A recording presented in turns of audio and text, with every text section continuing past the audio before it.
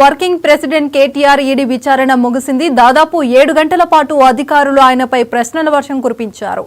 Formula ఈ race కేసులో ED అధికారులు కేటీఆర్ ను విచారించారు.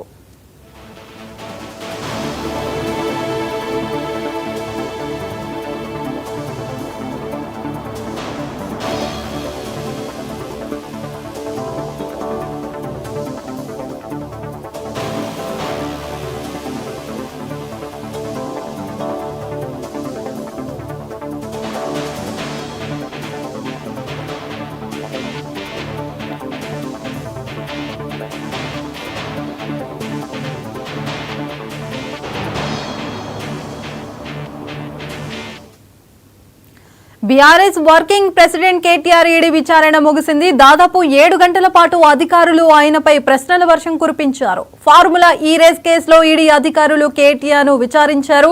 దీనిపైన పూర్తి సమాచారం స్పెషల్ కరెస్పాండెంట్ రాజ్ కుమార్ అందిస్తారు. రాజ్ కుమార్, ఫార్ములా ఈ రేస్ కేసుకు సంబంధించినటువంటి ఈడీ అధికారులు కేటీఆర్ ను దాదాపు 7 గంటల పైగా కూడా సంబంధించి 7 గంటల పాటు విచారణ చేశారు. తన ముందు ఏదైతే బ్యాంక్ స్టేట్మెంట్ మొత్తం ఆధారాలు కూడా బ్యాంక్ అధికారులు కూడా ముందు ఉంచడం జరిగింది.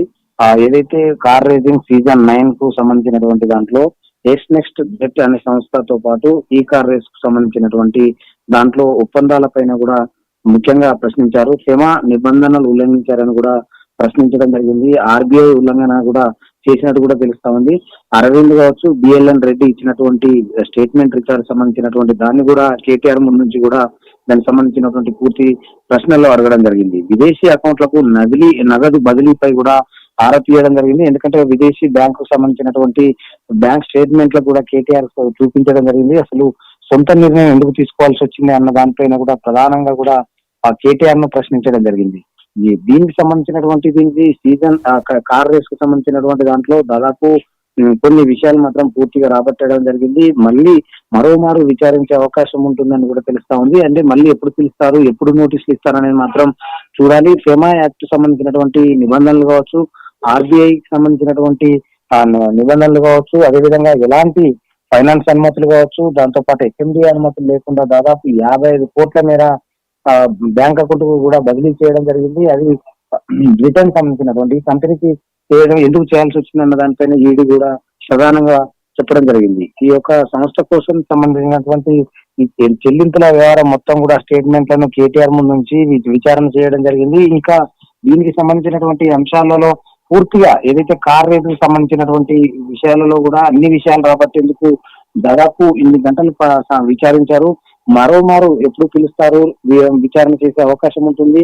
ఎందుకంటే ఇప్పుడు ఇచ్చినటువంటి వివరణ సంతృప్తిగా చెందితే అసలు ఏంటి దానికి సంబంధించినటువంటి అధికారులు అడిగినటువంటి ప్రశ్నలకు సమాధానం చెప్తే మాత్రం మరోసారి పిలిచే అవకాశం ఉండదు. కానీ దీనికి సంబంధించి మళ్ళీ ఇంకా కొంతమంది బ్యాంక్ అధికారులను కావచ్చు, దాంతో పాటు మిగతా సంబంధించినటువంటి హెచ్ఎండిఏలో పనిచేస్తున్నటువంటి అధికారులు కావచ్చు, వీరందరినీ కూడా విడివిడిగా విచారించే అవకాశం ఉంది. దానికి సంబంధించినటువంటి అన్ని ఆధారాలు సేకరించే పనిలో ఇప్పటికీ ఈడీ ఉంది. ఈడీ ఏసీబీ దగ్గర నుంచి ఇప్పటికీ దాని ఆధారాలు పూర్తిగా తీసుకోవడం జరిగింది. ముఖ్యంగా ఆర్బీఐ నిబంధనలు కావచ్చు, ఆర్థిక లావాదేవీలు కావచ్చు, వాటిపైన కూడా ముఖ్యంగా కూడా ఆర్బీఐ ఏదైతే ఈడీ కూడా ప్రశ్నించడం జరిగింది. కేటీఆర్ దీనికి పూర్తిగా సమాధానం చెప్పారని కూడా చెప్తా ఉంది. కొద్దిసేపటి క్రితమే విచారణ ముగించుకొని కూడా కేటీఆర్ బయటికి రావడం జరిగింది. దాదాపు 7 గంటల పాటు ఈ యొక్క విచారణ కొనసాగింది. Right, thank you Raj Kumar.